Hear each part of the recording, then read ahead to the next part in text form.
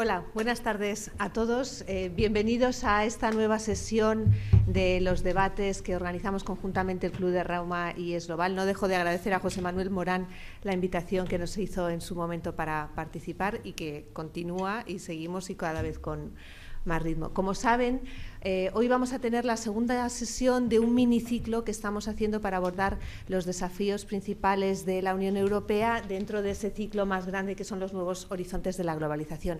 Hace unos días tocamos las relaciones de la Unión Europea con el exterior, cuál es su papel como actor en el mundo o cuál es el papel que querría tener como actor en el mundo.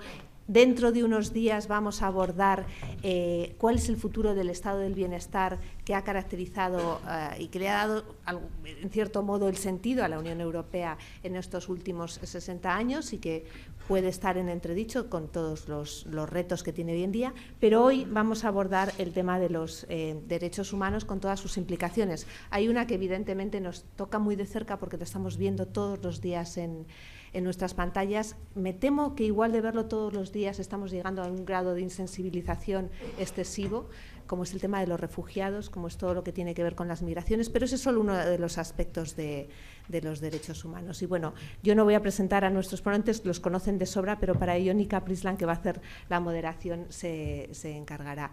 Después de acabar este debate, creo que habremos revisado algunos de los conceptos y algunos sobre todo de los valores que están hoy más en día en cuestionamiento. Ayer, después de las elecciones francesas, hemos visto que han sido unas elecciones donde los valores han tenido un papel importante, los valores europeos, para empezar, que están siendo cuestionados desde una parte importante de la política francesa y de la sociedad francesa. No olvidemos que detrás de los políticos están los ciudadanos. Así que creo que es un momento interesantísimo para abordar este tipo de temas. Y cuando acabemos con la Unión Europea, entre comillas, empezaremos a dedicarnos a China, que también tiene su aquel. Quiero dar las gracias también, como siempre, a la Fundación Abertis por dejarnos este fantástico lugar y ya, a partir de ahora, Nika, el debate es tuyo. Muchísimas gracias, Cristina. Buenas tardes a todos y bienvenidos a los ciclos de los nuevos horizontes de la globalización. Mi nombre es Nika Prislan y soy coordinadora de programas en la Oficina de Madrid del Consejo Europeo de Relaciones Exteriores y tendré el honor de moderar este debate esta tarde. Hoy está con nosotros para hablar sobre los derechos humanos en la Unión Europea, la crisis de los refugiados y el fenómeno de las migraciones, tres invitados de excepción: Federico Mayor Zaragoza, Ana Terón y Joaquín Arango. Federico Mayor Zaragoza es actualmente presidente de la Fundación Cultura de Paz, aunque durante su larga carrera ha desempeñado numerosos cargos, entre ellos ministro de Educación y Ciencia y director general de la UNESCO. Por su parte, Ana Terón es actualmente la presidenta de InStrategies y asesora especial de la comisaria europea Cecilia Malmström.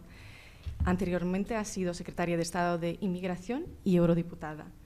Para cerrar las intervenciones de hoy, contamos también con Joaquín Arango, catedrático y director del Departamento de Sociología de la Universidad Complutense de Madrid. Anteriormente ha sido presidente del Centro de Investigaciones Sociológicos y subsecretario de Educación y Ciencia. El evento comenzará con las intervenciones de los tres ponentes, que durarán entre 15 y 20 minutos, y después se abrirá el debate al público. Les animo a todos a que participen en cuanto se abre el turno, indicando su interés en preguntar alzando la mano. Y sin más, le doy la palabra al señor Federico Mayor Zaragoza para comenzar este ciclo con su intervención sobre la Carta de los Derechos Humanos de la Unión Europea. Señor. Muchas gracias. Antes de referirme a la Carta de los Derechos Fundamentales de la Unión Europea del año 2000, únicamente, puesto que estamos hablando de migrantes, de acogida de refugiados, en una palabra de solidaridad humana, me gustaría hacer referencia al artículo primero de la Declaración Universal de los Derechos Humanos. Formaba parte de aquel diseño formidable que había hecho al final de la Segunda Guerra Mundial, con las lecciones aprendidas del final de la Primera, con todo lo que pasó con el presidente Woodrow Wilson y el hecho de que los republicanos no hubieran permitido que los Estados Unidos formaran parte de la Sociedad de Naciones creadas por los Estados Unidos. Pues con estas lecciones el presidente Roosevelt hizo un diseño magnífico de cooperación internacional, de multilateralismo democrático, que creo que es lo que ahora nos hace una falta muy urgente, y él ya estaba muy enfermo a principios del año 1945 y encomendó a su mujer, formidable por cierto, Eleanor Roosevelt, el que diera estos referentes éticos para que guiaran a la humanidad. La Constitución de la UNESCO, que como ustedes pueden comprender me conozco bastante bien, precisamente es anterior a la Declaración Universal, pero es un poco la base de la misma desde un punto de vista conceptual, porque es la que habla de la igual dignidad de todos los seres humanos. Si esto realmente lo creyésemos y aceptásemos que todos somos iguales en dignidad, seamos hombre o mujer, de un color de piel u otro, de una ideología u otra, de una religión u otra, si esto lo aceptáramos, ya casi todo estaría resuelto. Lo que es cierto es que esto pues es algo que es fundamental, ya lo digo. También es fundamental lo que dice la Constitución de la UNESCO, que dice: la humanidad será guiada por los principios éticos o democráticos, y entonces los enumera, son 4, son la justicia, la libertad, la igualdad y la solidaridad, y añade, dice, solidaridad intelectual y moral, haciéndonos ver que no solo se trata de dar de beber al sediento, que también, sino de compartir con él, de convivir con esta persona. Bueno, pues el artículo primero de esta Declaración Universal del año 1948, que en contra de lo que se dice, porque en muchas ocasiones se dice que esto es en realidad el reflejo del pensamiento occidental.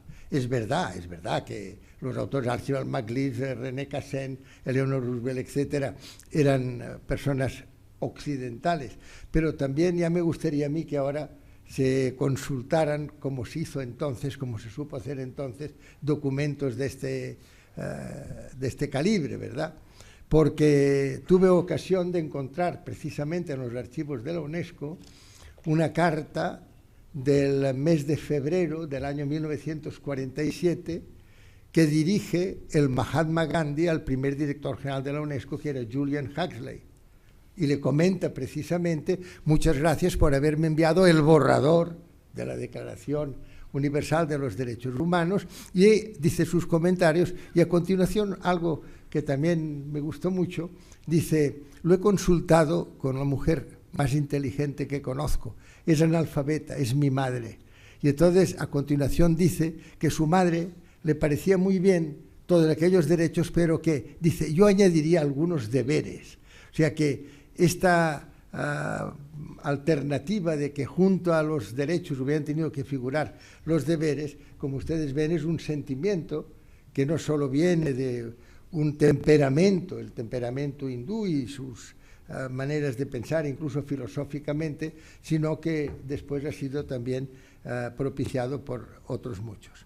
Pues bien, en el artículo primero se dice: todos los seres humanos nacen libres e iguales en dignidad y derechos y dotados como están de razón y conciencia.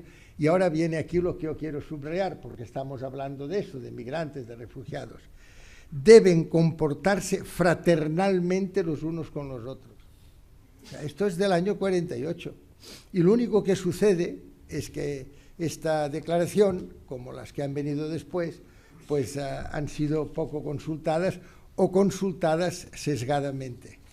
Yo tuve la posibilidad en aquel momento, como director general de la UNESCO, de intervenir en 2 documentos importantes que se preparaban para el año 2000. Claro, se decía, es que no es solo un cambio de siglo, es un cambio también de milenio, y por tanto tenemos que procurar estar a la altura de esta preparación para una nueva era, la era del siglo XXI, de este nuevo milenio.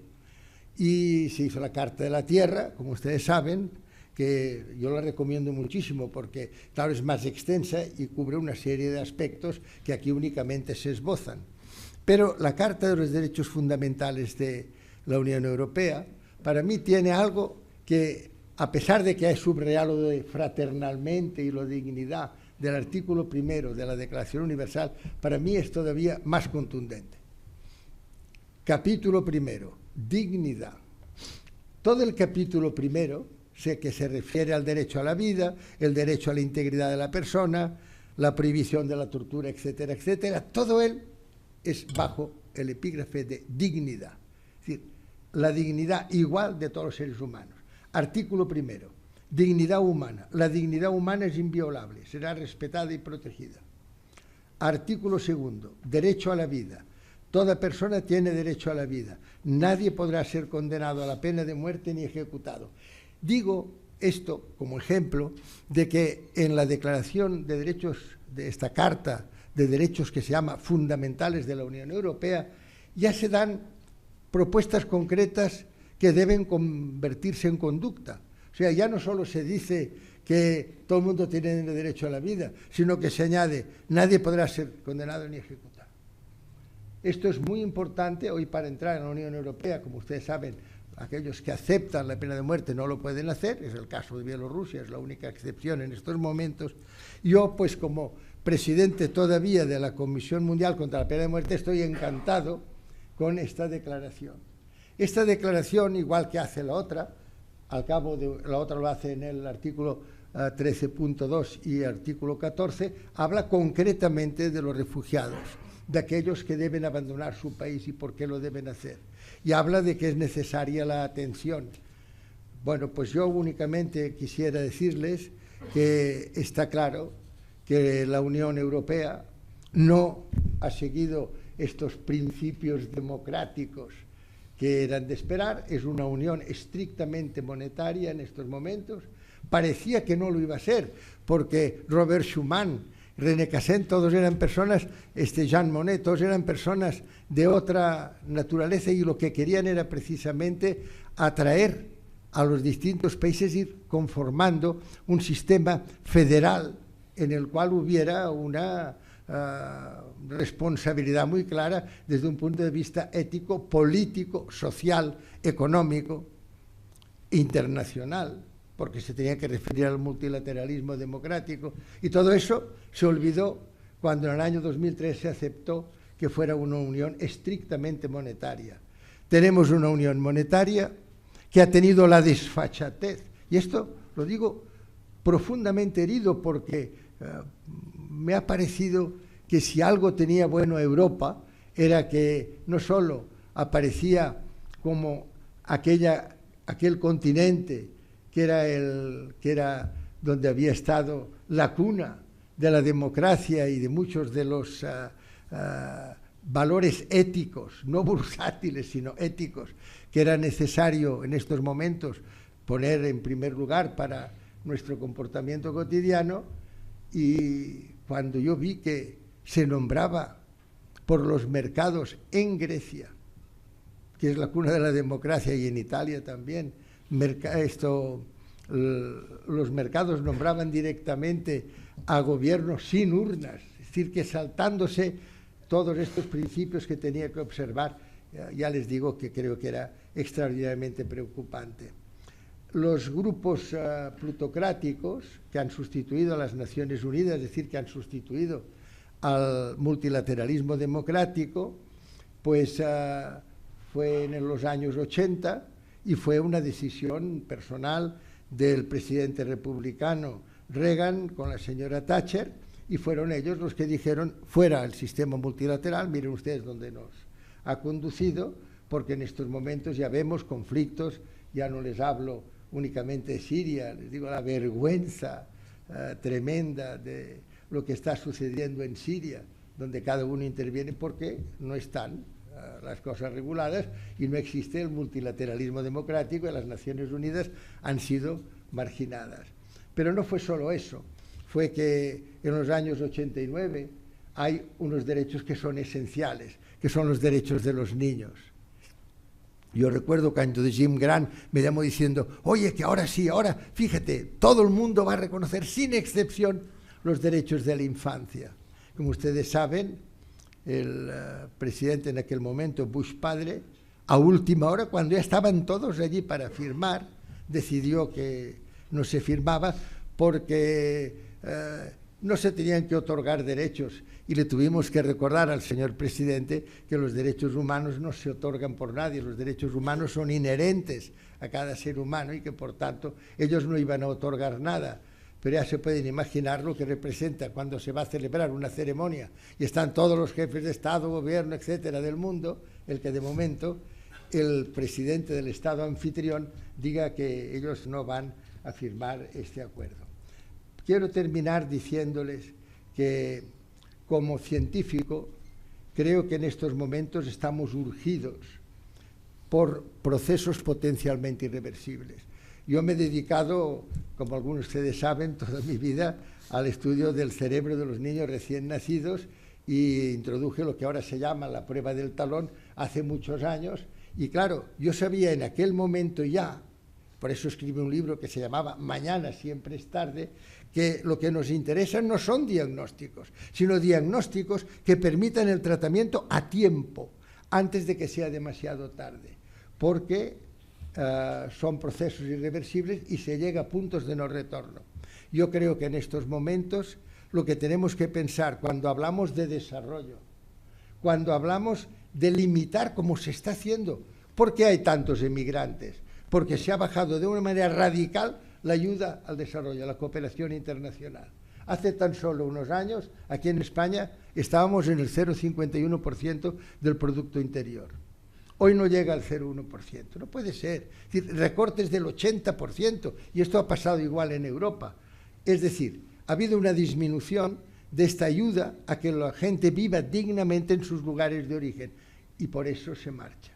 Y después, aparte de eso, esta guerra desregulada, que se basa también, además, en la existencia, como ustedes saben, entre los llamados insurgentes de yihadistas, de terroristas, que proceden de otra ausencia lamentable del seguimiento del multilateralismo democrático, que fue cuando, basados en la mentira, hubo unos señores que se reunieron en las Islas Azores y decidieron invadir Irak. Y matamos a gente a manta y hubo más de 5 millones de desplazados. Digo todo eso porque cuando hablamos de la Carta de los Derechos Humanos y nuevos horizontes de globalización, tenemos que ver el conjunto de lo que estamos hablando.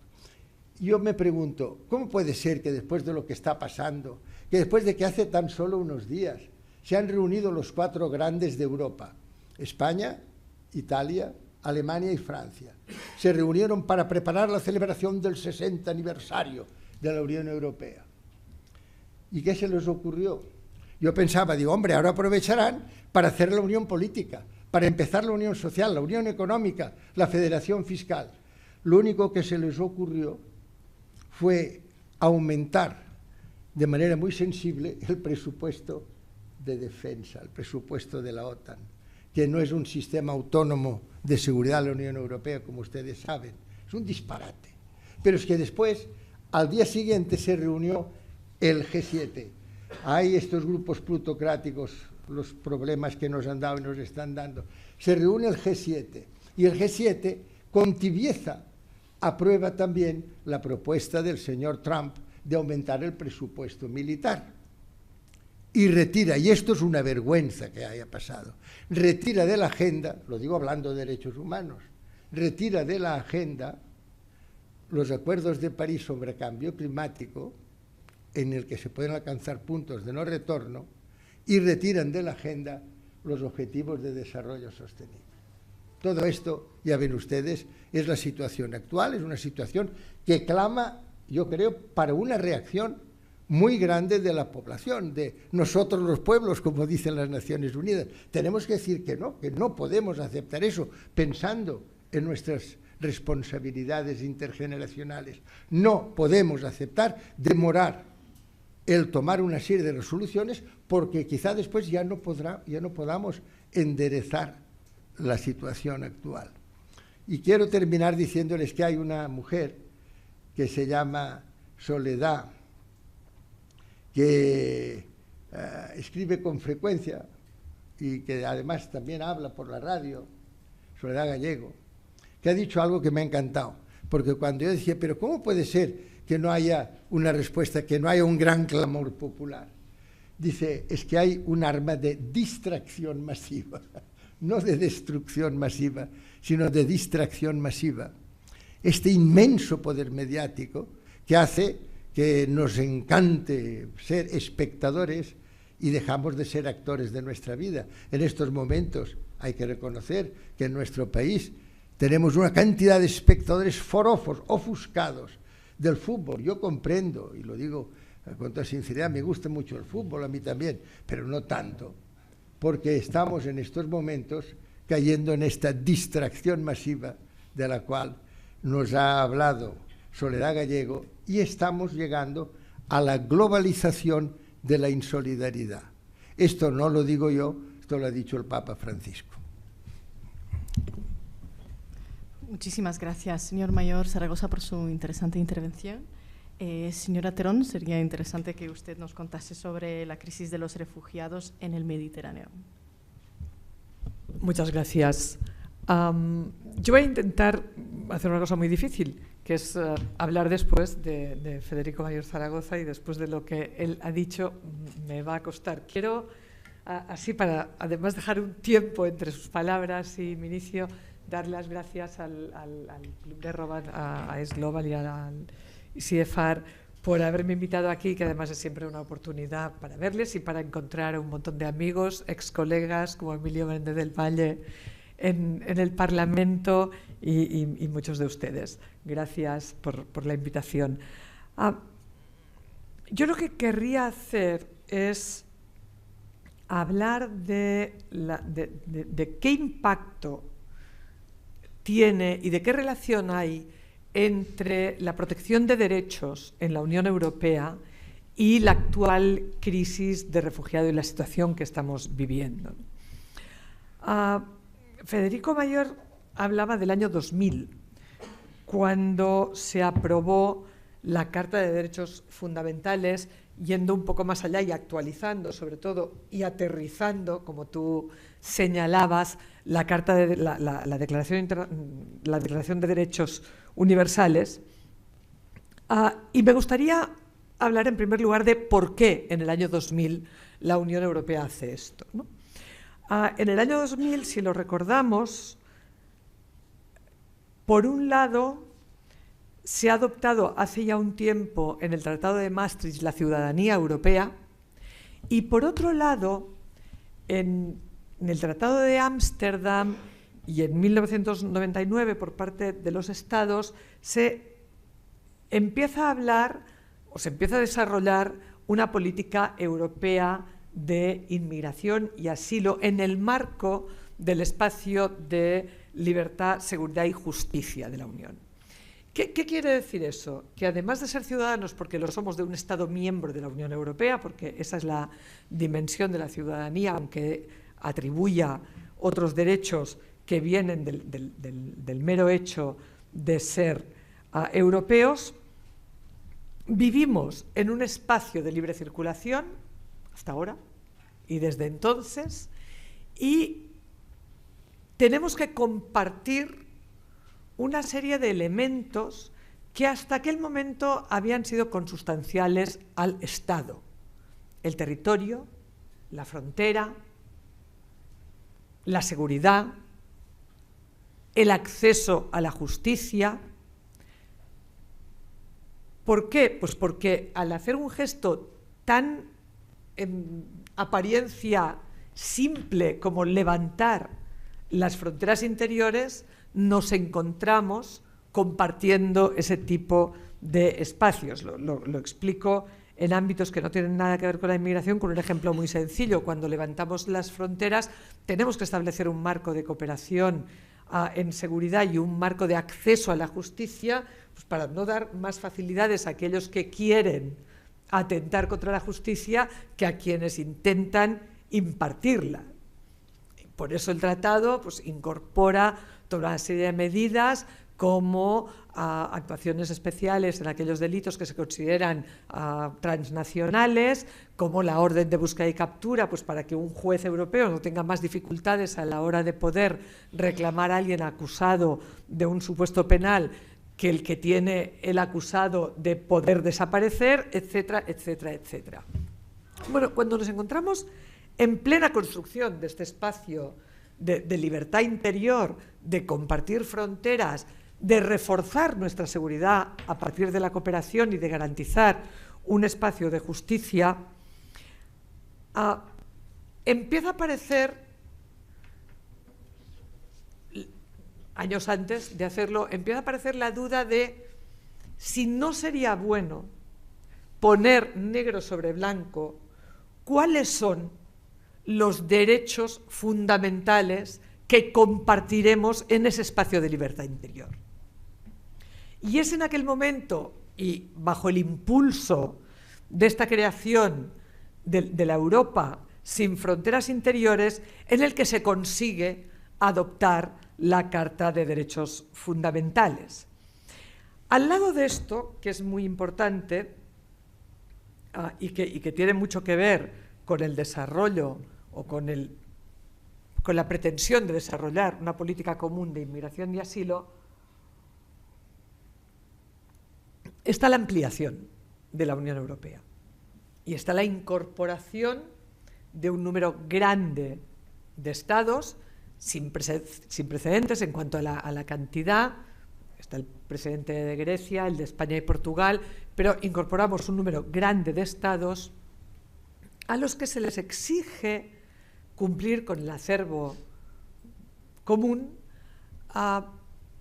pero para la incorporación de ese acervo, y ahí le daría la razón al orador anterior, hay una fuerza especial en poder exigir el cumplimiento, para decirlo muy corto porque tenemos poco tiempo, de aquello que cuesta dinero. La política regional, la política agrícola común. Yo recuerdo en aquella época la famosa discusión cuánto nos van a costar las patatas polacas. Sin embargo, una mucha menor capacidad por parte de las instituciones comunitarias de presionar para el cumplimiento de todo el acervo inmaterial, justicia, libertades, garantía de derechos, etcétera, etcétera, etcétera. Bueno, de esa doble vía nace la Carta de Derechos Fundamentales o el impulso hacia esos dos procesos, el de ampliación y el de construcción del espacio de libertad, justicia y seguridad. Nace la Carta de Derechos en la que decimos, bueno, nos da a todos un suelo por debajo del cual no vamos a llegar.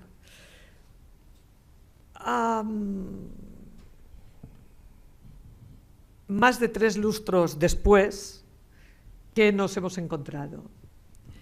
Pues que una débil construcción del espacio de libertad, seguridad y justicia nos ha hecho muy difícil dar respuesta a la crisis que hemos vivido, como nos sucedió después de la Guerra de los Balcanes, como en mucha menor medida, casi homeopática, nos sucedió cuando las primaveras árabes en relación con las salidas de Túnez, etc.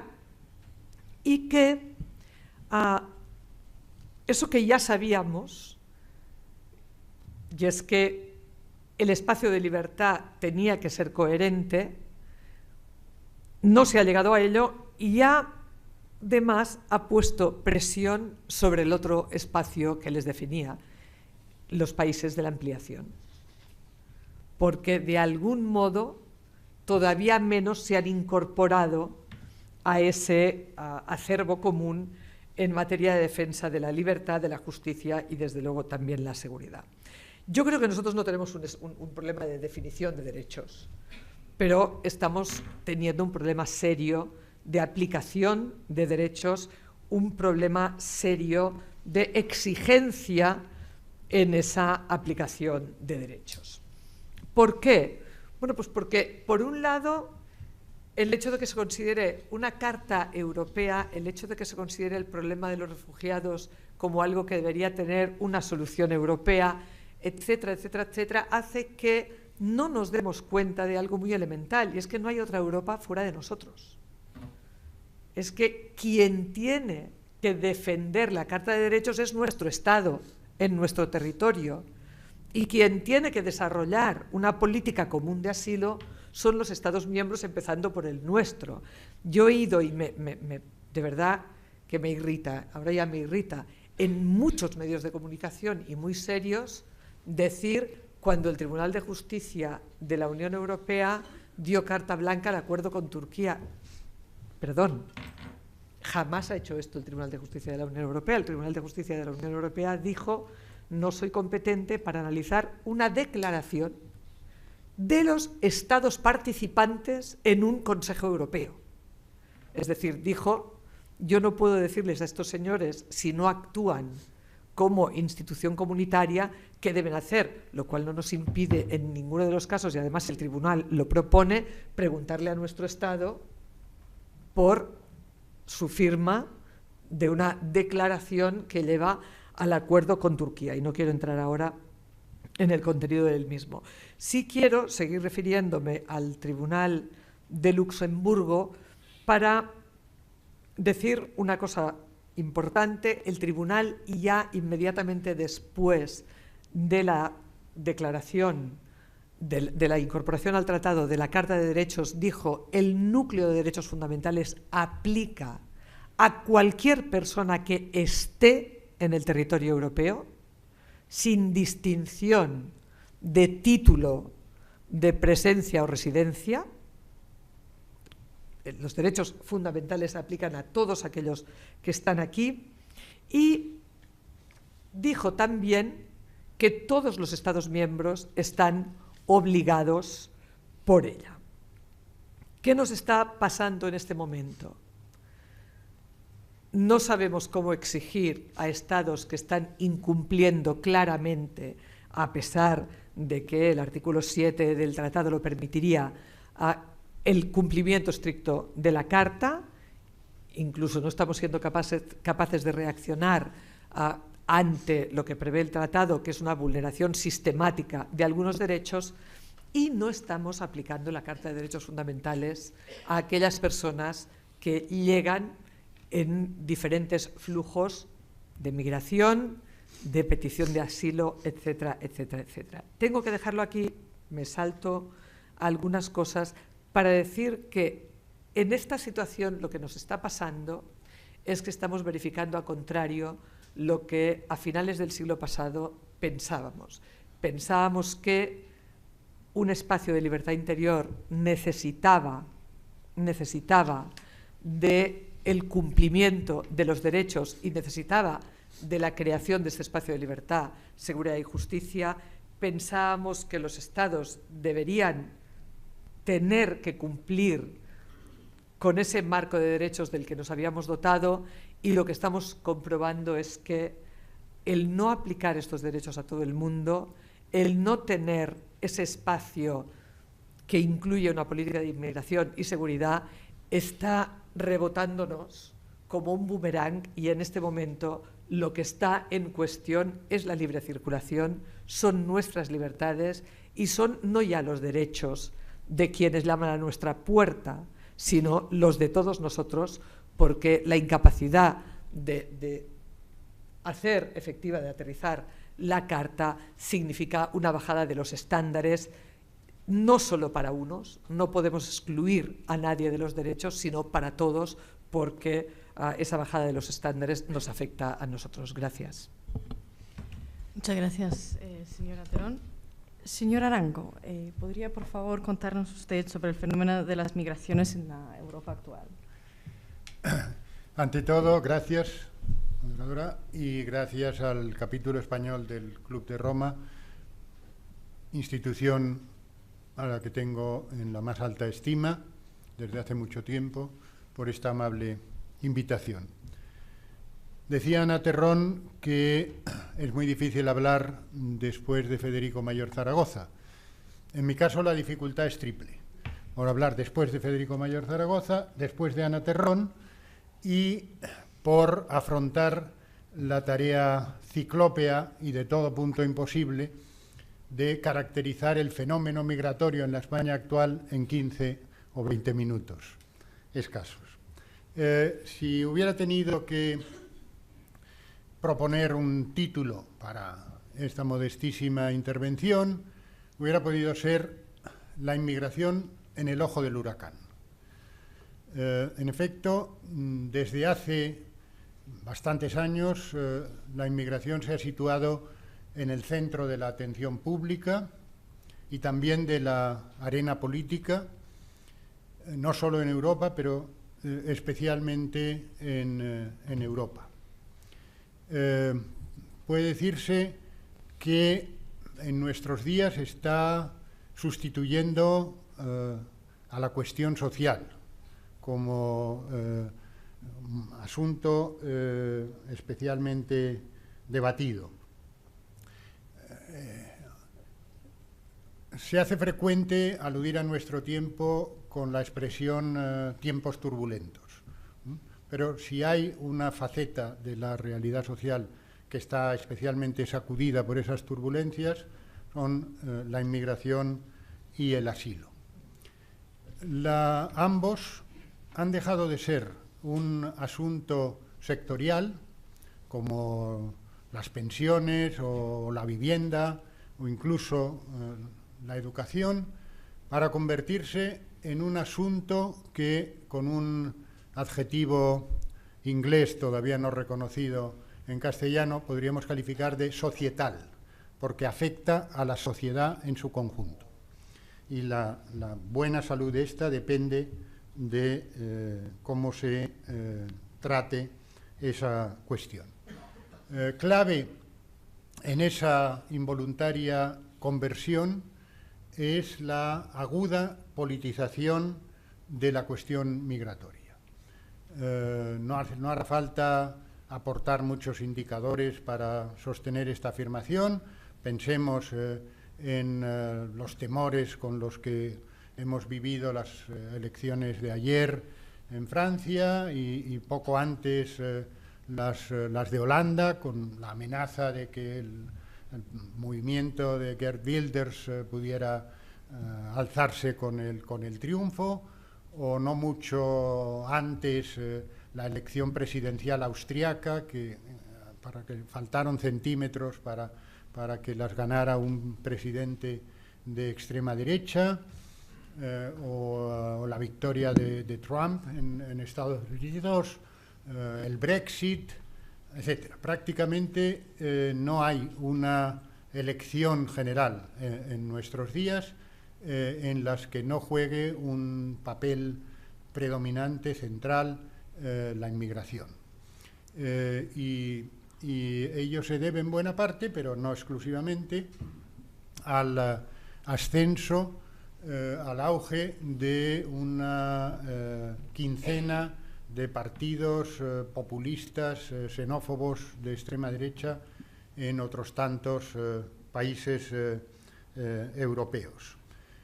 Partidos que están influyendo poderosamente sobre las orientaciones en la materia de los partidos mainstream, de los partidos hasta ahora principales. Todo ello ocurre en un contexto caracterizado por el ascenso del populismo, de los sentimientos adversos, cuando no hostiles, hacia la inmigración y los refugiados, y de abierto cuestionamiento de los valores clásicos de la democracia y sobre los que se fundó la Unión Europea. Ante esa ola, no usaré por manido el término tsunami, el resto de los asuntos que constituían el business as usual, las políticas que intentaba desarrollar la Unión Europea, han pasado a un segundo plano.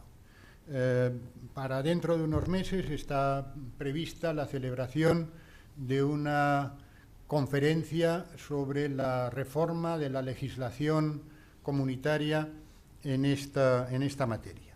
Y entre los asuntos que se van a tratar en ella, permítanme que lea y traduzca de una lista, está el valor añadido de la reforma de la tarjeta azul para los trabajadores altamente cualificados, una primera evaluación de la implementación de la directiva sobre traslados internos a las empresas multinacionales, la coherencia del marco legislativo comunitario sobre los profesionales, trabajadores cualificados, trabajadores transferidos entre multinacionales, investigadores, estudiantes, el trato equitativo de trabajadores de terceros países, bueno, y así podría mencionar varias más. Pero estos van a quedar opacados por otros tres que, sin duda, cabe pronosticar, van a monopolizar la atención. Y que son, ¿qué derechos para los beneficiarios de la protección internacional? Una formulación que cuestiona implícitamente la establecida en la Convención de Ginebra. Panorama y límites, subrayo, de la movilidad intraeuropea. La libre circulación, la migración intraeuropea, que era vista como un desideratum y que se trataba de fomentar, ahora es vista como sospechosa y empieza a hablarse de límites a esa movilidad intraeuropea. Y finalmente, formulado en términos asépticos, la política de migración exterior derivada del plan de acción de La Valeta. Para quien quiera una traducción al lenguaje sencillo, estrategias y medidas para facilitar y agilizar las deportaciones. Esos son los tres asuntos que en esa conferencia para la reforma de la legislación europea en materia de inmigración y asilo van a discutirse en los próximos años. Por supuesto, la aguda politización de la cuestión migratoria no es privativa de Europa. Baste con mencionar el tan escuchado nombre de Donald Trump, para que no haga falta más sustentación, o los no tan conocidos de Nauru y Nueva Guinea, estados en vías de desarrollo a los que Australia escandalosamente deporta a los demandantes de asilo interceptados en aguas cercanas a ese continente. Pero seguramente en ningún lugar es el rechazo a la inmigración tan amplio, tan sostenido y con tan formidables implicaciones como el caso de Europa. Y cuando aludo a estas implicaciones estoy pensando en la conmoción en particular que en los 2 últimos años ha supuesto la crisis de los refugiados, que sigue abierta y que, como diré después, amenaza la misma pervivencia de la Unión Europea tal como la conocemos. Aunque este estado de cosas viene produciéndose desde hace años, en tiempos recientes se ha visto agravado por 3 shocks externos. En primer lugar, la prolongada crisis económica, que ha deteriorado estándares de vida de los venidos de fuera.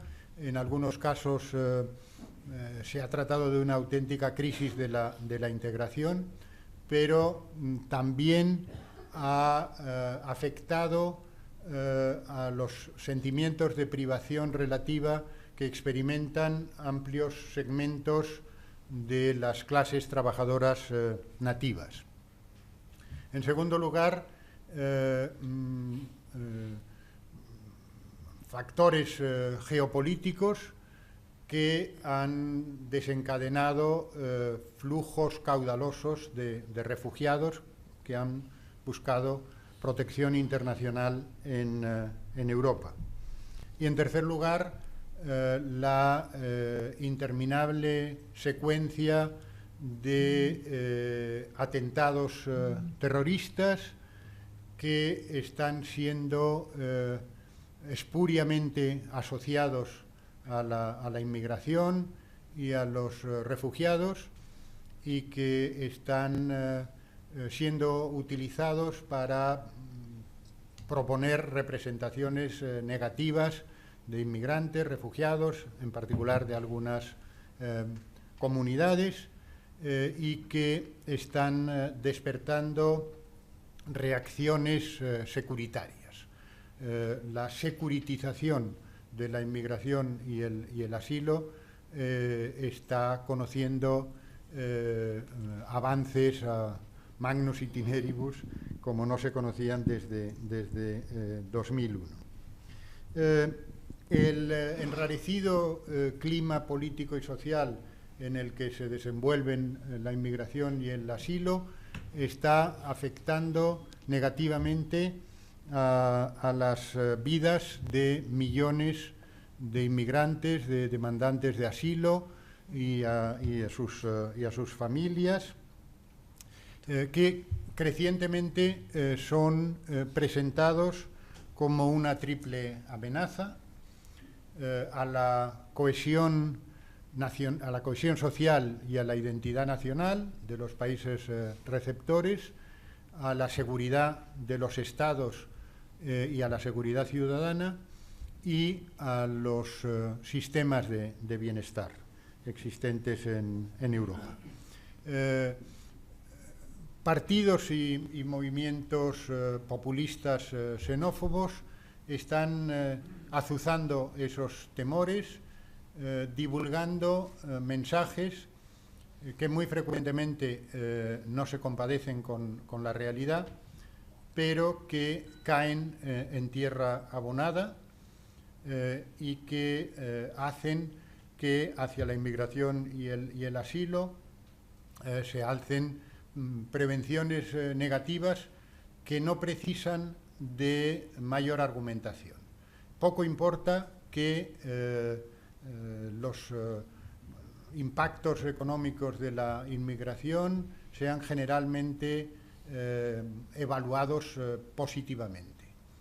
Los temores azuzados por los movimientos populistas desafían y desprecian argumentaciones basadas en la investigación y en el conocimiento.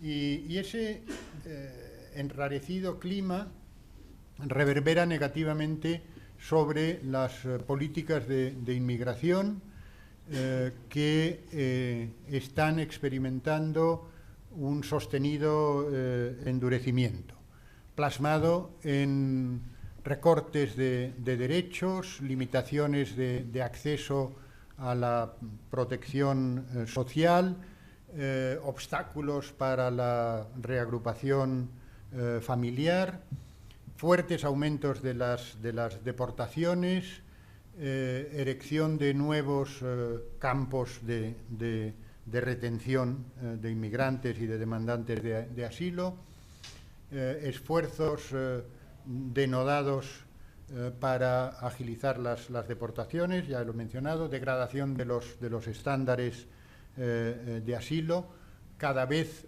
menos presididos por el marco establecido en la Convención de Ginebra.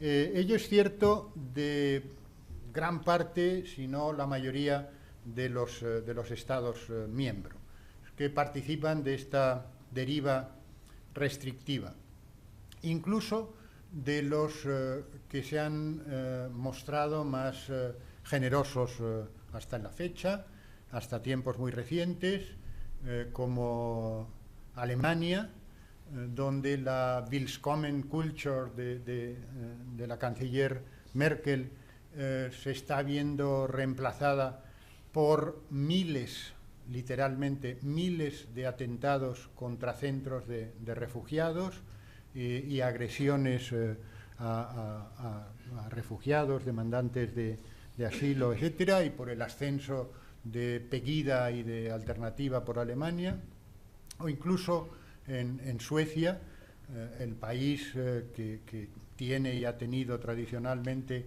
la tasa más elevada de admisión de personas necesitadas de protección internacional. Hace algunos meses adquirió renombre o se hizo popular un artículo publicado por Foreign Policy que se titulaba La muerte de la nación más generosa en el planeta, aludiendo al deterioro que las políticas de inmigración y asilo estaban experimentando en Suecia. Mejor no hablar de otros como Dinamarca o como Austria y menos aún de los países del Pacto de Visegrado. La politización de la inmigración y la floración de sentimientos adversos hacia inmigrantes y refugiados está constituyendo un elemento central en la grave crisis por la que atraviesa actualmente la Unión Europea. La Europa sin fronteras del espacio Schengen está asistiendo a la proliferación de controles fronterizos y de muros y vallas para impedir el paso de los necesitados de protección internacional. La libre circulación, que por cierto es la conquista más valorada por los ciudadanos europeos y la de mayor valor simbólico, está siendo reiteradamente cuestionada. Y ya he dicho que la migración intraeuropea, antaño deseada, está siendo crecientemente vista como una amenaza, como demuestra palmariamente el caso del Brexit. La crisis de los refugiados dentro de este turbulento contexto está suponiendo probablemente la crisis más grave a la que se ha enfrentado la Unión Europea desde su fundación. Y ello a pesar de que las crisis no constituyan una planta exótica en la historia de la Unión Europea.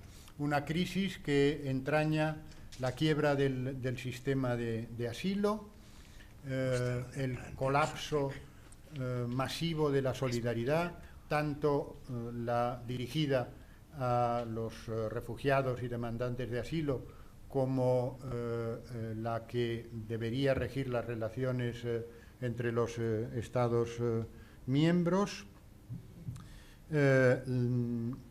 un sostenido cuestionamiento de la libre circulación, vulneración reiterada de la legislación europea y de la legislación internacional, del derecho internacional en la materia, y erosión de la autoridad de las instituciones europeas, que están siendo reiteradamente desobedecidas, en particular por algunos estados contumaces, en particular en el este de Europa. Decía que es posiblemente la crisis más grave, que puede parecer exagerado, supone una grave amenaza para la pervivencia de la Unión Europea tal como la conocemos. Si no se colmata la brecha, la profunda brecha en la solidaridad a la que acabo de hacer alusión, no se podrá reparar el sistema de asilo, que está gravemente dañado y que está poniendo de manifiesto sus consecuencias no previstas y produciendo resultados disfuncionales. Si no se repara el sistema de asilo, será difícil que se restaure plenamente la libre circulación, y si ésta se erosiona, se atentará contra el mismo mercado único. Y esto ocurre, y termino, en una Europa envejecida, que no produce los profesionales y trabajadores altamente cualificados que necesita en suficiente número, y en la que los inmigrantes son vistos con la expresión que hizo Fortuna hace algún tiempo, como needed but not wanted, necesarios pero no deseados. También en una Europa cada vez más diversa, por muchos esfuerzos que se hagan para contener la diversidad de las sociedades europeas. Este es un proceso irrefrenable.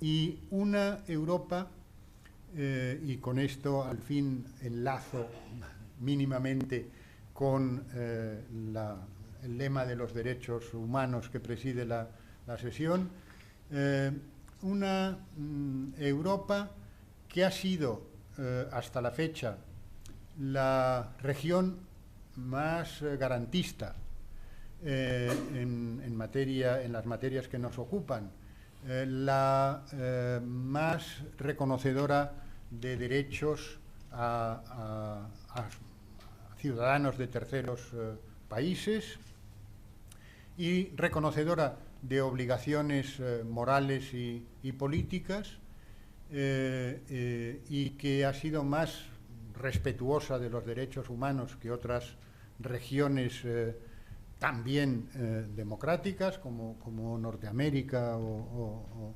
Australasia, posiblemente por la existencia de tribunales europeos que han establecido estándares más altos que los tribunales nacionales, o por instituciones como la Carta Europea de Derechos o la Convención Europea de Derechos Humanos, etc.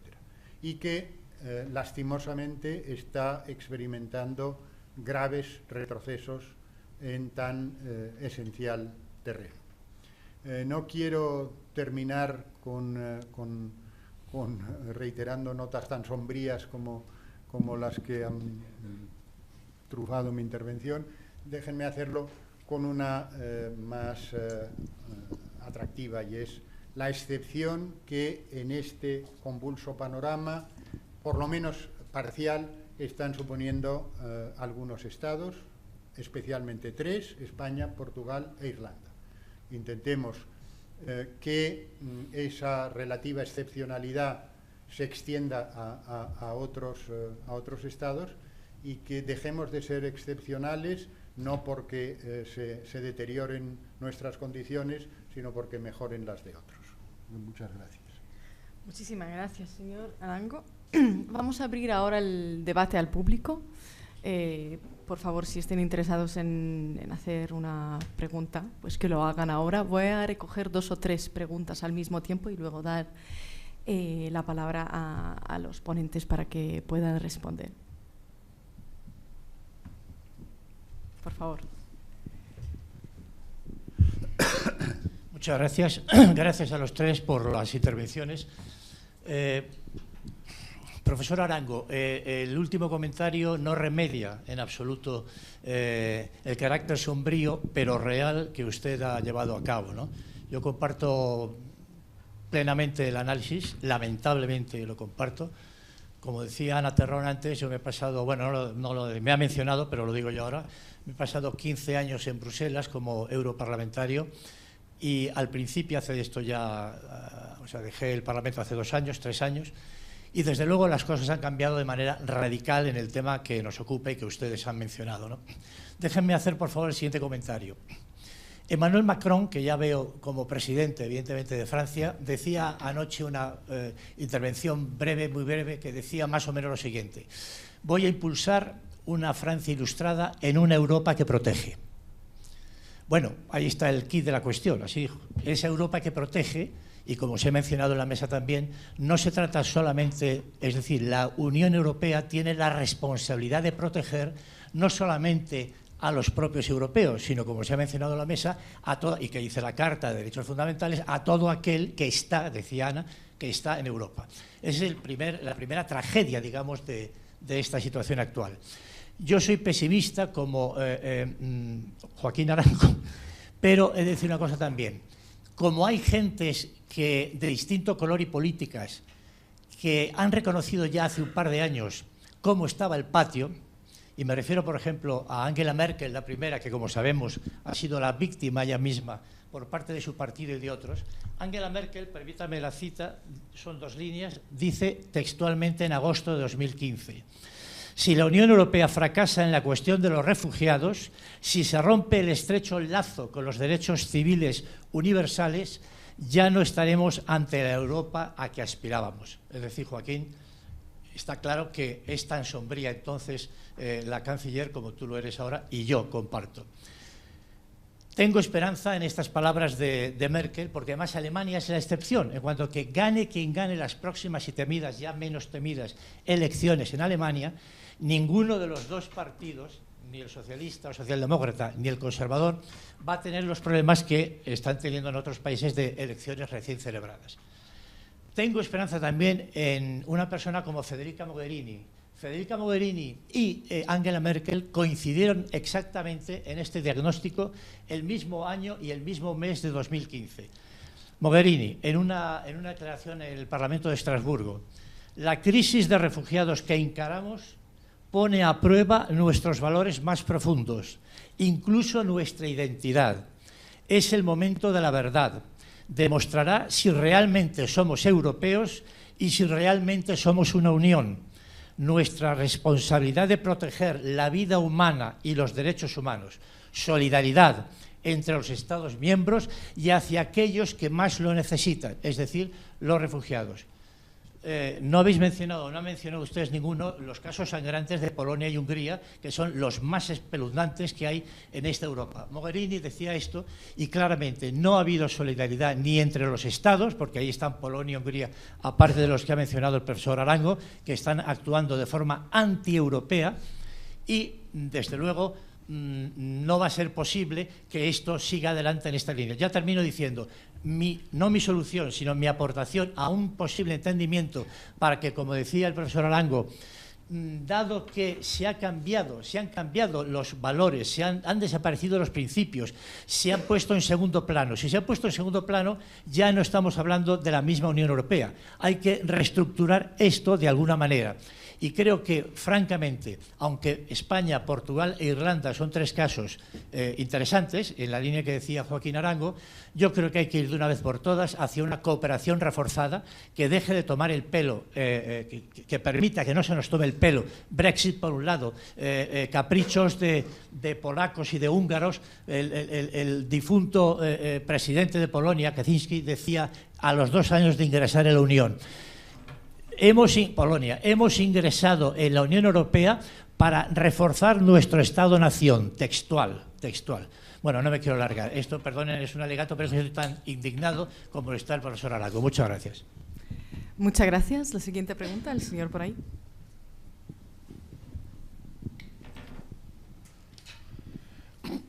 Enrique Gomariz, investigador social y escritor. A mi juicio, el contexto en el que se está produciendo la crisis europea es más amplio. La ciencia política está señalando 3 aspectos fundamentales que está afectando a la ciudadanía en el hemisferio norte, por lo menos. Primero, la incertidumbre económica. Segundo, el efecto de la inseguridad profunda que causa el terrorismo, y después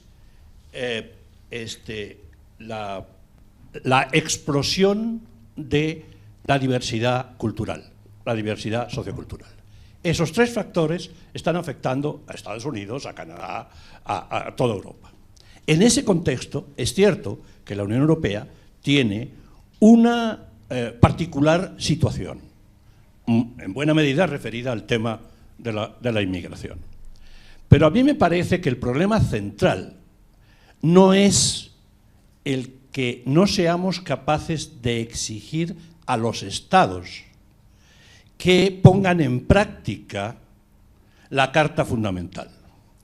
A mí me parece que el problema central es que esos tres factores que afectan, por ejemplo, en Estados Unidos para que se vote a un populismo de derechas, esos tres factores están demostrando en Europa que hay una débil ciudadanía europea.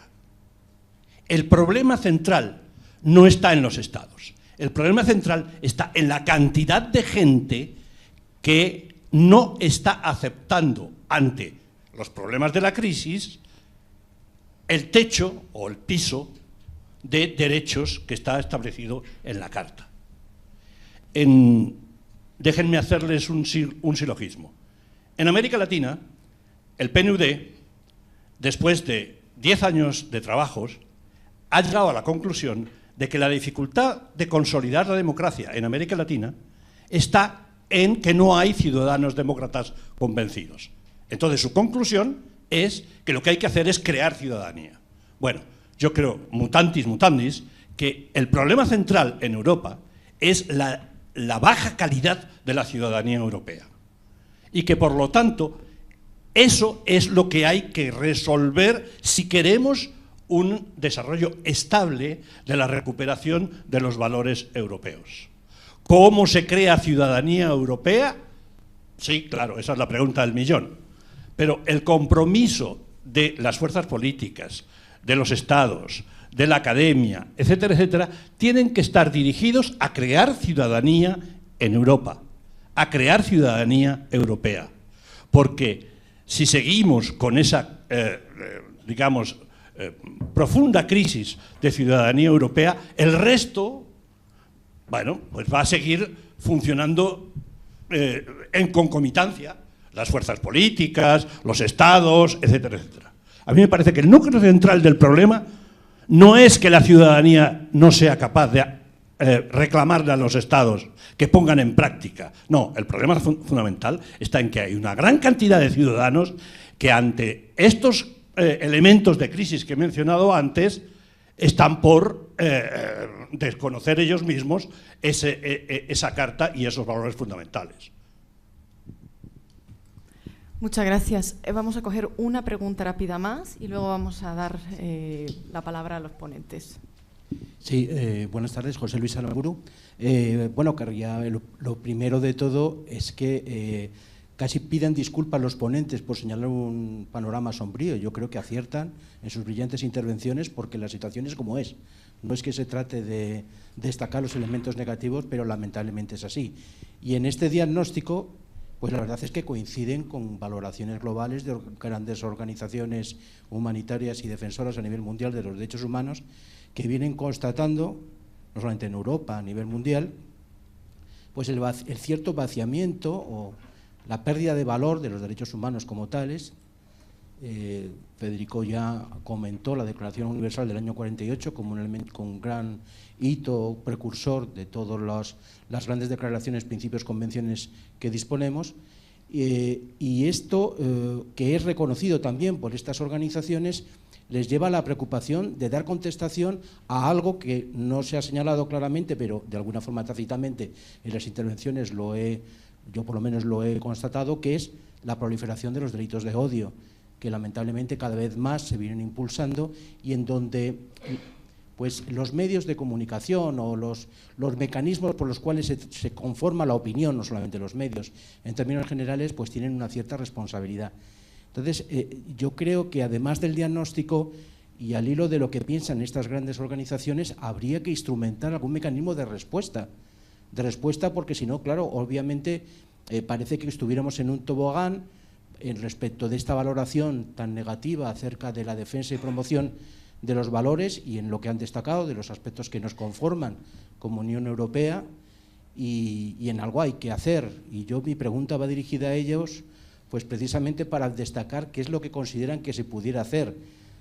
Yo como ejemplo, alguna de estas organizaciones va a iniciar próximamente una campaña global para poner respecto de los delitos de odio en la otra contraparte los elementos comunes que tenemos, por ejemplo, con relación a los emigrantes, con relación a los refugiados, para que no se establezca el tú contra mí, ellos contra nosotros, Y en esa línea algo que habrá que hacer. Entonces yo, pues mi pregunta va dirigida en ese sentido.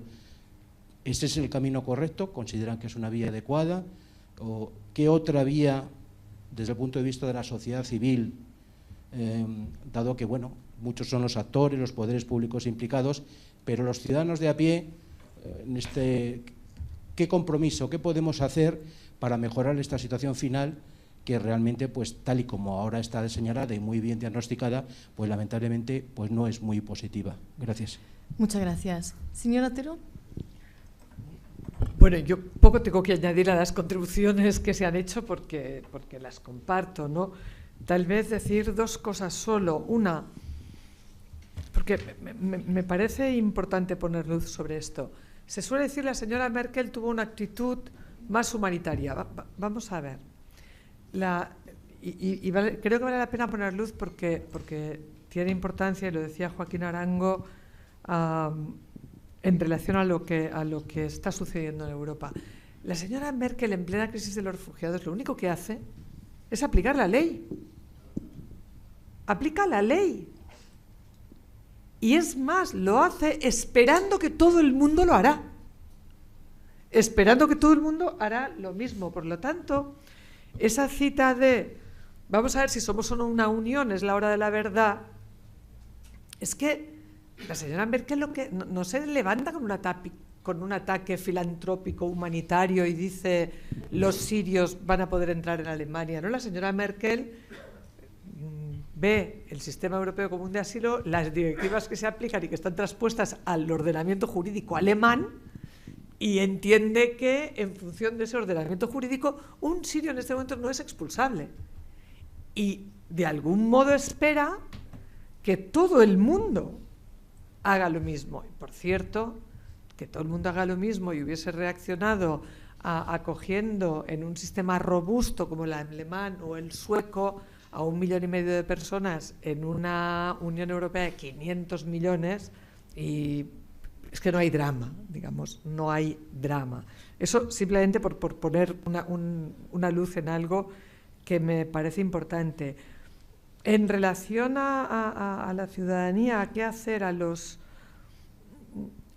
Yo creo que el panorama es extraordinariamente complicado y constato, como se ha hecho ya, que las cosas están peor que hace un tiempo. Pero bueno, también constato que lo que parecía un baño de masas de los populistas europeos pues está quedando en una reacción de entre un 10 y un 20% de la ciudadanía, me parece tremendo, y muchos, pero me dicen en Alemania que Pegida va a tener un éxito muy limitado.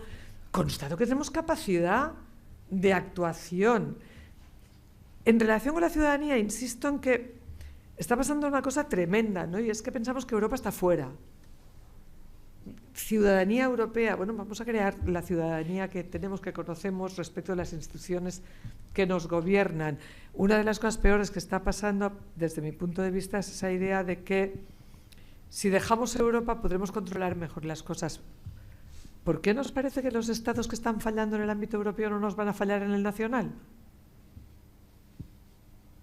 No veo la lógica, ¿no? Entonces, yo creo que el repliegue no es posible. Entonces, vamos a exigir en nuestro espacio político cuentas de lo que está pasando en la Unión Europea y vamos a intentar proyectar cómo debería ser esa unión.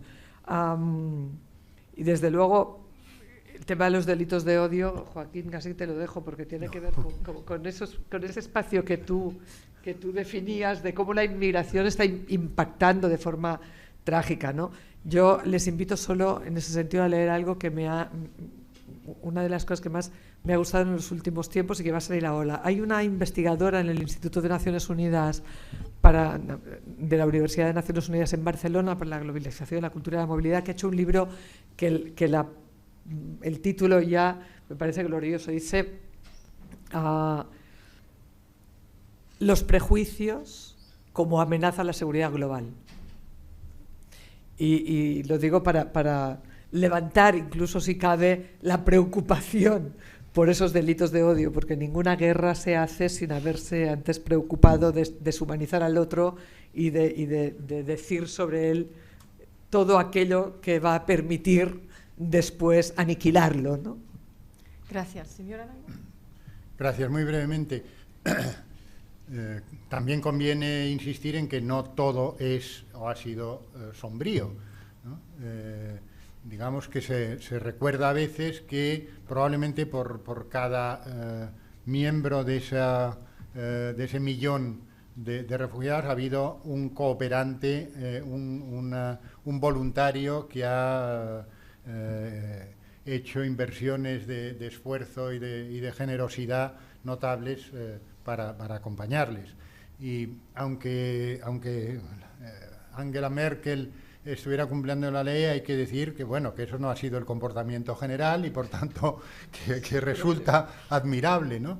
Y que además que lo hizo con verdadera generosidad, como fue la primera reacción sueca también, y que la Comisión se ha esforzado a lo largo de estos 2 años por poner en marcha soluciones, y ha propuesto pues 7 u 8 soluciones distintas.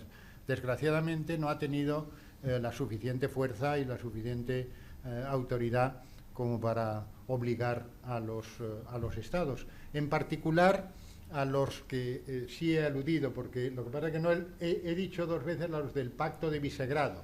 Entonces debía haber dicho que eran Polonia, Hungría, República Checa y Eslovaquia, que son los que... y que además están proponiendo abiertamente un modelo de democracia iliberal, como abierta y escandalosamente lo proclaman, ¿no?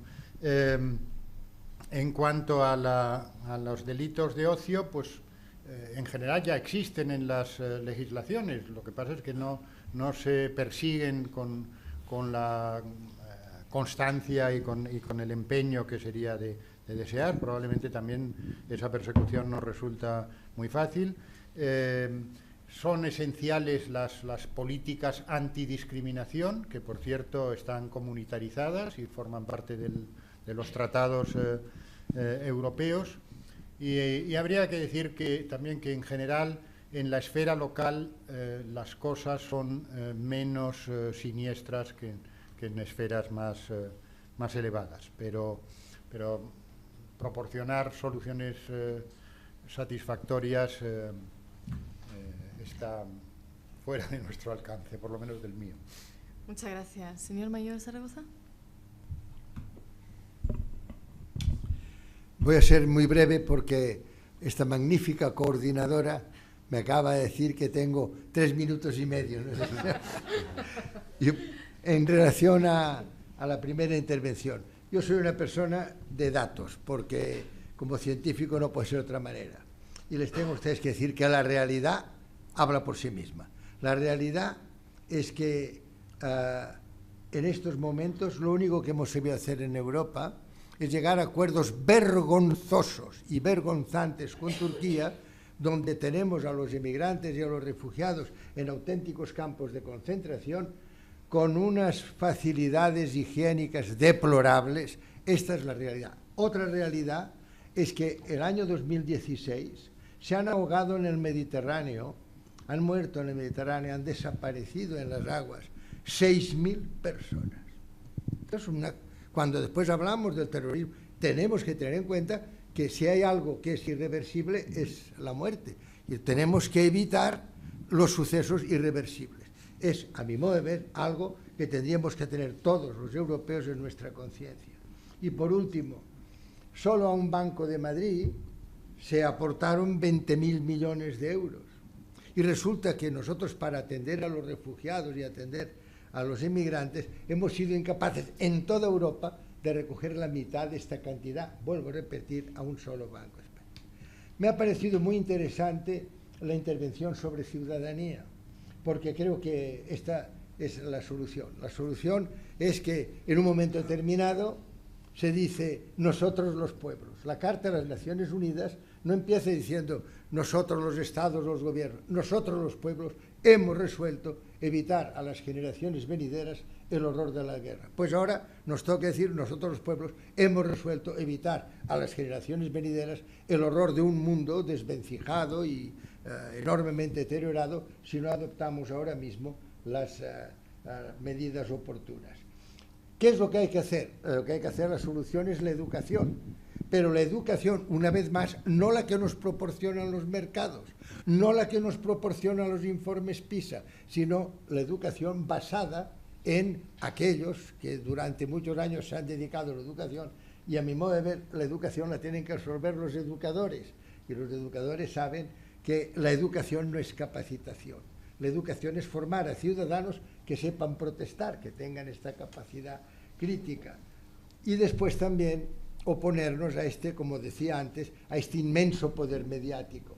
Créanme, no puede ser que veamos a personas capaces de durante hora y media estar gritando tal, y estas mismas personas después ya durante todas las semanas son incapaces de decir no, esto no.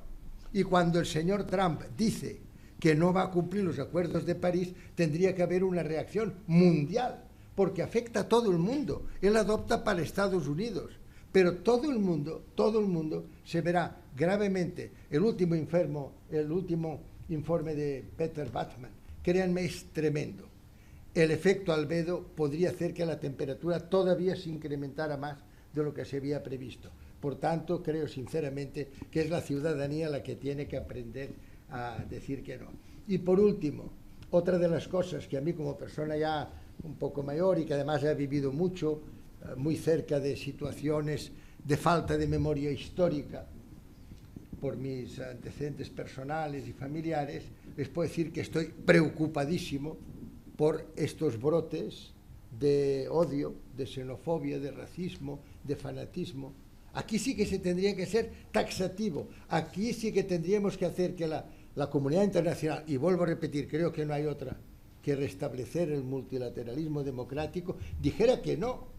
Ojo, que esto mata. Es decir, que cuando el señor Hirohito tiene los kamikazes, después sabemos lo que pasó. Cuando el señor Hitler en el año 33 dijo que la raza aria era incompatible con la raza judía, sabemos lo que pasó. Cuando el señor Mussolini a sus fastios, que al principio eran grupos de jóvenes, después ya sabemos lo que pasó.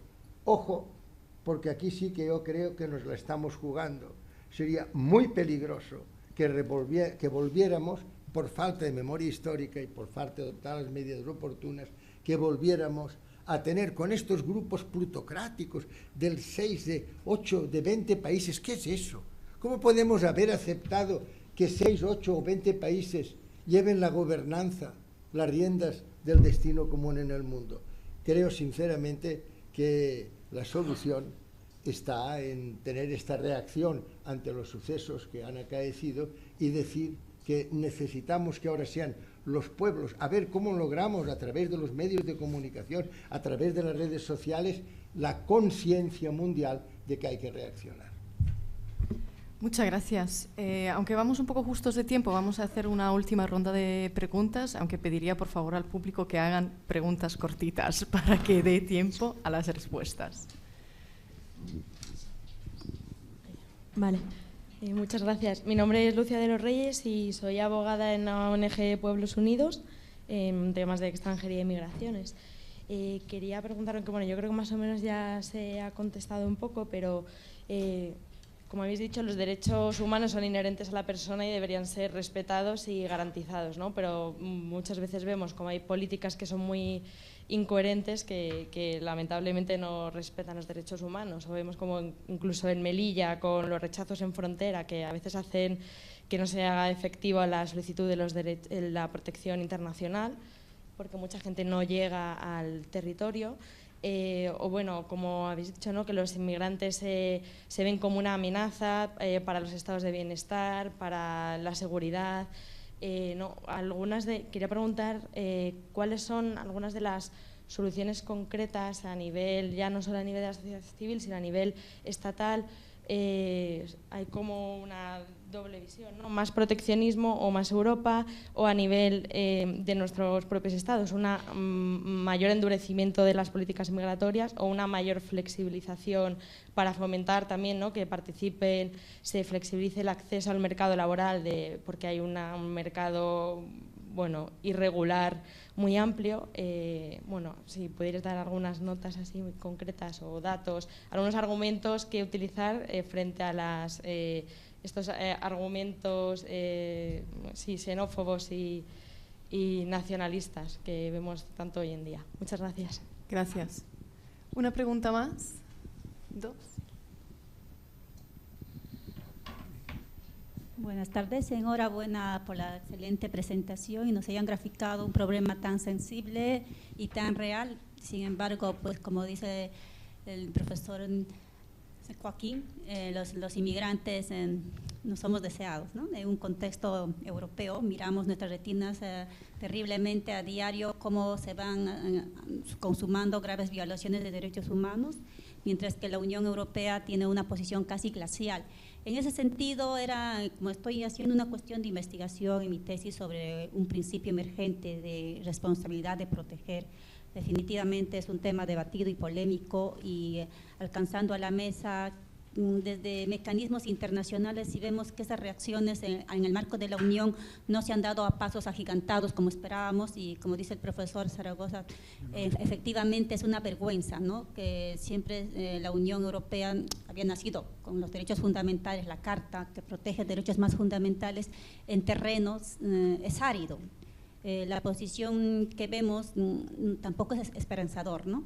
Me gustaría, desde las experiencias de ustedes, de los tres expositores, qué mecanismos, si los estados no reaccionan, más bien vamos a políticas que se van encerrando, y como decía Javier de Lucas, vivimos un clientelismo de la democracia, ¿no? Las democracias suben y bajan de acuerdo a los intereses, y como decía el profesor Zaragoza, cómo nos gobiernan los 20 países, ¿no?, y las potencias que deciden sobre el destino de estos seres humanos que finalmente no son respetados sus derechos más fundamentales. En ese sentido, ¿qué políticas se tendría que adoptar en el marco de la Unión? ¿Cómo podríamos flexibilizar? Como ha dicho la compañera que me ha antecedido, el día a día también grafica terriblemente los CIES, ¿no? Cómo se van encerrando, cómo hay muertes silenciadas, invisibilizadas en los CIES aquí en España, y cómo también se va viendo esas políticas de la documentación. Regularizar a una persona no es fácil, lo ha graficado perfectamente la compañera que me ha antecedido. Yo también soy abogada, trabajo casi 5 años en estos temas, y a veces se llena uno de impotencia, ¿no? No sabe qué hacer, qué decir, porque te ves ahí encerrada y contra las rejas, ¿no? De poder ayudar a una persona ahora mismo es muy, muy complicado. Me gustaría saber las opiniones de ustedes y los mecanismos que podrían ayudar. Muchas gracias. ¿Una pregunta más? Pero que aquí… Sí, por favor, aquí. Soy ingeniero y presidente de una pequeña compañía muy implicada en desarrollo sostenible. Yo quiero hacer varias matizaciones muy cortitas. Primero, me congratulo de haber escuchado la palabra ciudadanía, en la que creo profundamente, y que es algo que hay que matizar, explorar y verdaderamente afrontar adecuadamente. No vamos a dar una charla sobre procedimientos. Segundo, he escuchado en diferentes momentos mucho la palabra gobiernos. Yo creo que esto es una parte de la perversión de la sociedad actual. Son administradores. Punto, que lo dejo colgado. Y para pasar a otro, no se matiza, y es lógico que no se haga, se exponen los problemas, soluciones al caso. Yo no estoy conforme, si he entendido bien, que existe una pobreza educacional del elemento cívico. Yo lo que creo es que hay un problema de falta de maestrazgo, y no sé si uso bien esta expresión de castellano. Quiero distinguir lo que es puntos de referencia de maestros y puntos de referencia de líderes. Gandhi era un maestro, no tanto un líder, en el concepto que yo lo quiero comentar, con la trascendencia que esto tiene. Entonces, esto es ver cómo se puede articular, y ahí sí que me gustaría en debates, esa participación, esa mentalización, esa creación de ilusión de esa ciudadanía. Yo creo que esto es absolutamente vital e importante. Y acabo con una pequeña referencia, si puede servir de comparativo. Yo creo, y tal vez esto lo menciono por mi origen o mi calidad de ingeniero, de que en la humanidad se produjo un efecto interesante e importante después de la Segunda Guerra Mundial, que fue la puesta en marcha del concepto de la calidad, que se basaba en dos grandes principios: calidad total y el mejoramiento continuo de la calidad. Los que hayan vivido cómo esto se ha ido desarrollando, no quiero ahora meterme en ello, pero involucra mucho cómo se crean los círculos de mentalización y de participación, es decir, de ilusión. Pero lo que sí quiero ver, o sí quiero decir, es que si contemplamos hace 20 años que en líneas generales el low cost privaba sobre la calidad, a los más recientes momentos, en casos muy concretos y muy palpables, Perdón, como son los vehículos. Si podría usted llegar, por favor, a la pregunta. No, la pregunta es, más que una pregunta, el ruego de que se pueda agrupar para trabajar, para pensar en cómo se hace participativa a esa ciudadanía. Muchas gracias. Señor Arango. Entiendo perfectamente el deseo de encontrar soluciones. Todos estamos, por lo menos los presentes en esta sala, insatisfechos, todos lamentamos el estado de cosas que estamos describiendo. Y nada puede haber más razonable que desear que se cambien las cosas y que se apliquen y pongan en funcionamiento soluciones. La cuestión es que las soluciones son conocidas. Digamos que existe una amplísima panoplia de políticas en esta materia y otras conexas que indican cómo hacer bien las cosas. Hay muchos modelos, modelos de ciudades que desarrollan espléndidas políticas, incluso algunos países, algunos estados. Hay legislación muy estimable, empezando por el derecho internacional relativo a la protección de los perseguidos. No estamos faltos de soluciones, de fórmulas, las conocemos. El problema es que no conseguimos que predominen, que se impongan y que sean asumidas por los estados y los gobiernos, cuyo poder yo no minusvaloraría en absoluto. Pero ocurre que los sectores sociales y políticos que no defienden tales derechos y que no son partidarios de conseguir sociedades más igualitarias, donde se respete plenamente la diversidad y donde la diversidad sea vista como un valor, etcétera, parecen dominar la situación. Y entonces estamos ante un problema político. ¿Cómo conseguir que los estados cambien de orientaciones? y asuman. Señora Terón se tiene que ir, así que le vamos a dar. Venga, perfecto. Además ella lo puede contestar mejor. Por tanto, yo digo palabras que es un y problema político. ¿Cómo conseguir que ganen los partidos políticos que defienden esas posiciones y cómo conseguir que tengan más electores y más apoyos electorales y más sociales y que luego sean coherentes con esas posiciones? Oye, lamento mucho esto, la verdad es que está sufriendo todo el mundo más que yo por irme, pero tengo un tren que no va a esperar y es el último que sale hacia Barcelona. Dos cosas solo. Capacidad de proteger. A ver, y yo querría resumir un poco la respuesta a las preguntas, ¿no? ¿Qué ha pasado en este país para que sea una excepción? ¿Cuál es una de las cosas que ha pasado?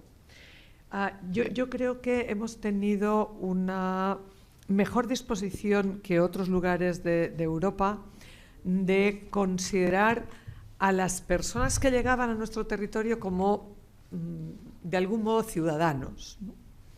Es verdad que hay lagunas y es verdad que hay muchos riesgos, pero yo decía antes que no podemos reservar los derechos para unos cuantos, ¿no? Cuando deterioramos el estándar de derechos en una sociedad, lo deterioramos para todos, porque tarde o temprano, pues aquellas prácticas contra la gente que viene de fuera, nos va a rebotar. Entonces yo creo que estamos ante un momento en el que tanto aquí como en el resto de Europa, primero tenemos que desextranjerizar la diversidad, tenemos que asumir que vivimos en un mundo diverso, que diversidad y nacionalidad, es decir, ya no podemos preguntarle a la gente por la calle, hombre, ¿usted de dónde es? Nos van a empezar a contestar español, con la naturalidad con la que en Gran Bretaña te lo contesta alguien con rasgos asiáticos. Entonces, yo creo que tenemos que reforzar eso, tenemos que reforzar la idea de ciudadanía, la idea de igualdad de trato y hacerla absolutamente operativa y seguramente extenderla a Europa. Los CIEs, por no escaparme de la pregunta concreta, los CIEs solo tienen sentido cuando alguien tiene que ser expulsable y en un periodo de tiempo muy corto. Si no, no tiene ningún sentido. Y deteriorar los derechos de las personas que están en los CIEs nos hace peor como sociedad y nos hace tener menos fortaleza para defender un estándar de derechos que tiene que serlo para todos. Y creo que esa es un poco la situación en la que estamos, ¿no? Empezar a considerar que estamos en el mismo barco, que Europa o es la Europa de la libre circulación o si la ponemos en riesgo muchas otras cosas, no solo esta, y que si deterioramos el espacio de derechos para los diferentes, tarde o temprano lo vamos a acabar haciendo para toda la sociedad. Y voy a ser muy grosera y me voy a levantar y me voy a marchar. Saludo a los amigos a este lado y al otro de la mesa y realmente es un problema venir a algo que acaba a las 8:30 con tan poco margen, pero me disculpo. Muchísimas gracias. Gracias. Muchas gracias por su intervención. Señor Mayor Zaragoza, para cerrar el debate. Para cerrar el debate, pues lo que les voy a decir es algo que para mí ha sido muy importante en mi vida, y es que estamos siempre hablando de situaciones presentes y de tendencias. Y claro, pensamos que no hay esperanza, que no hay salida. Y yo recuerdo cuando en el año 1963 el presidente John Fitzgerald Kennedy dijo lo que en estos momentos yo creo que tenemos que volver a repetir. Dijo en una conferencia en el mes de junio del año 63 en Washington, dijo: no hay ningún desafío que se sitúe más allá de la capacidad creadora de la especie humana. ¿Y qué es lo que nos dice con eso? Que tenemos que inventar el futuro. Tantos imposibles ayer son hoy posibles, tantos que por qué no vamos hoy, lo que parece imposible, lo vamos a hacer posible. Pero a condición de que tenemos que inventar el futuro. No podemos seguir con esta inercia tremenda utilizando las mismas fórmulas de ayer para solucionar los problemas de mañana. Pero si somos capaces de inventar el futuro, yo estoy seguro que entonces el legado intergeneracional no será tan deplorable como sería si nos limitamos ahora mismo a pretender seguir aplicando unas fórmulas que ya vemos dónde nos han llevado. Muchísimas gracias a todos, al señor Mayor Zaragoza, al señor Arango y a señora Terón por sus interesantísimas intervenciones y a todos ustedes por acudir esta noche a este debate. Muchas gracias. Muy bien.